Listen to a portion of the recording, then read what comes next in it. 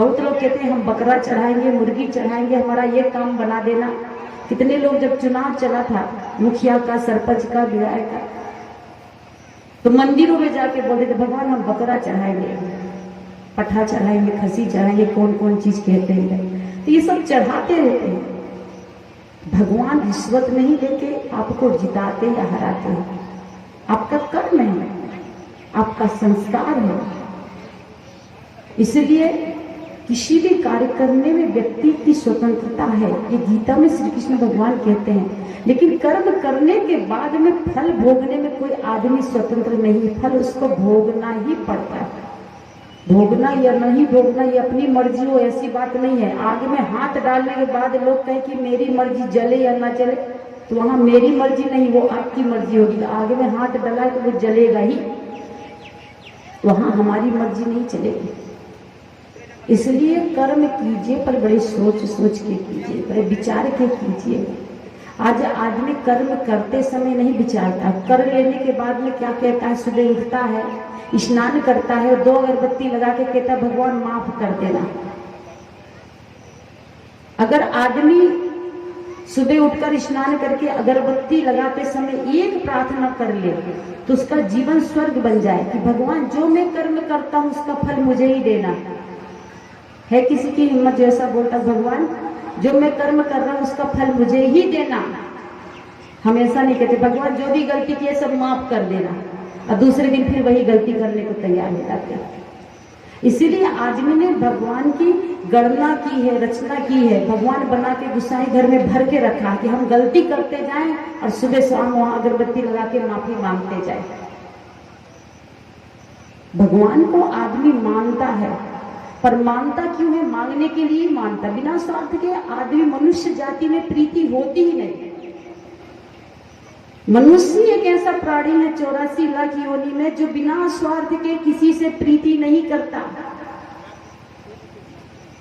भगवान से भी अगर आपकी प्रीति तो वहां भी आपका स्वार्थ है, काम बनाना है। भगवान हमको सर्विस लगा देना, बहू को पोता हो जाए, हमारा घर बन जाए, गाड़ी आ जाए, सब ठीक ठाक रहे, मतलब भगवान से पहले काम गछा लेते तब फिर पूजा करते हैं, व्रत करते हैं।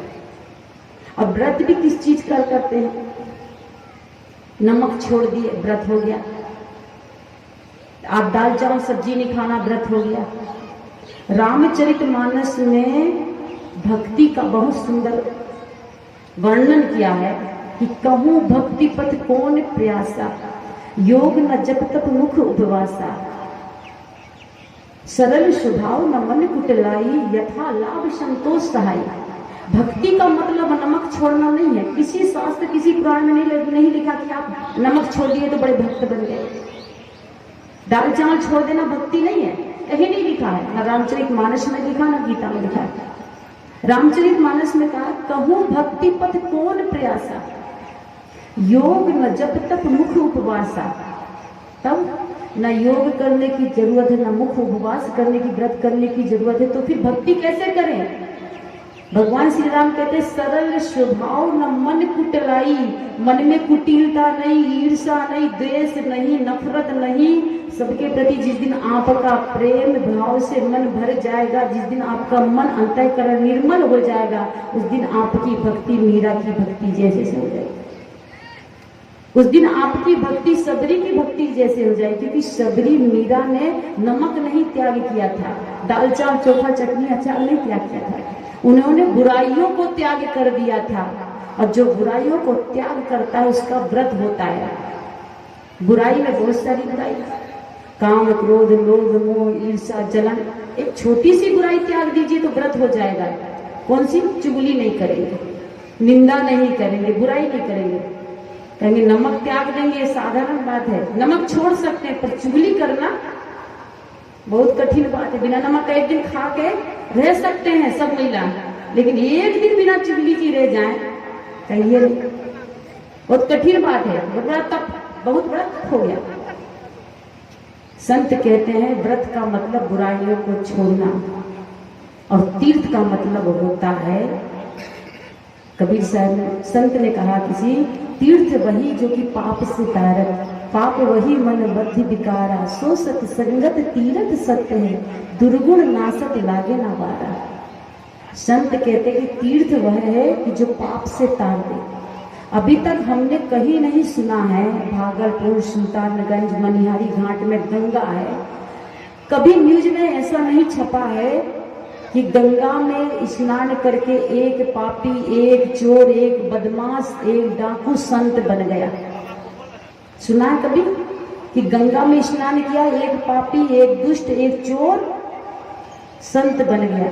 पर सत्संग रूपी गंगा में डुबकी लगा के एक नहीं लाखों लोग संत बन गए। आप और हम किस तीर्थ में स्नान करके संत बने? इसी सत्संग रूपी तीर्थ में स्नान करके। अंगुली मालकर का उदाहरण देते, रत्नाकर डाकू का उदाहरण देते, ये उदाहरण तो इतिहास हो गए, लेकिन प्रत्यक्ष में आप जो संत बने, आज ध्यान करते हैं, स्तुति विनती करते हैं, गुरु महाराज से जुड़े हैं, सदगुरु कबीर साहब से जुड़े हैं, तो किस तीर्थ से? इस सत्संग रूपी तीर्थ में। इसलिए रामचरितमानस में सत्संग को, संत को चलता फिरता प्रयागराज कहा गया है। संत समाज एक चलता फिरता तीर्थ है। जिस जगह में संत आते हैं, जिस जगह में संत निवास करते हैं, वो जगह भी एक तीर्थ राज बन जाता है। ये स्थान आज तीर्थ बना हुआ है। अब तरना है हमको किस चीज से? बुराइयों से तरना है, बुराइयों से पार होना है। इसलिए संत कहते हैं कि कर्म कीजिए पर सोच के कीजिए। दिन भर ऐसा कर्म कीजिए कि रात में अच्छी नींद आ जाए। अच्छी नींद कब आती है? जब हमारा कर्म अच्छा होता है। और किसी से टेंशन बाजी करके झगड़ के आ जाइए, किसी की ठगी बेईमानी करके आ जाइए, तो रात में नींद ठीक से आने वाली नहीं है। इसलिए कर्म होना चाहिए पवित्र। और कर्म कर लेने के बाद में सोचिए कि हम तीर्थ में चले जाएं, पूजा कर लें, भगेत कर लें, अष्टजाम कर लें, तो सारा पाप यही कट जाएगा। तो फिर नरक कौन जाएगा? सब लोग तो यही करके चले जाएंगे। इसलिए पहली बात कही कि मैं भक्ति करना चाहिए, भक्ति देखा देखी नहीं करना चाहिए। हमारे देश में भक्ति बहुत होती है, हर कोई भक्ति करता है, पर भक्ति करना चाहिए गुरु के अनुसार। पहले गुरु बनाइए फिर भक्ति कीजिए। क्योंकि अगर हम देखा देखी एक दूसरे को देख के भक्ति करेंगे तो मुक्ति तक नहीं पहुंचेंगे। अब गुरु के अनुसार भक्ति करेंगे तो मुक्ति तक पहुंचेंगे। पर हमारे समाज में ज्यादा भक्ति चलती है देखा देखी, एक को देख के सब वैसे करने लगेगा।